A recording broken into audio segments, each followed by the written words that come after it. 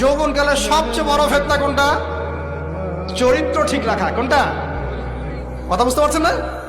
এই তো সবাই যুবক, যৌবনকালে সবচেয়ে বেশি সমস্যা হয় কিসে? চোখে। কিসে? চোখে, লজ্জাস্থানে, চোখে, চরিত্রে। এটা স্বাভাবিক। আমরাও যুবক, যৌবনকালে সবচেয়ে বেশি প্রবলেম হয় কিসে? মেয়েদেরকে নিয়ে। চোখের সমস্যা, মনের সমস্যা, চরিত্র হেফাজতের সমস্যা। এই কারণে আপনি এখন এই সাতটার মধ্যে এটাকে নিবেন। সেই ব্যক্তি আরো সে ছায়া ছায়া পাবে যাকে কোনো মেয়ে ডেকেছে জেনার জন্য, সে বলেছে আমি আল্লাহকে কি করি?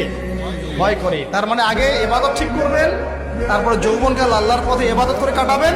আর এই যৌবনে সবচেয়ে বেশি কেয়ারফুল থাকবেন চরিত্র হেফাজতের ব্যাপারে।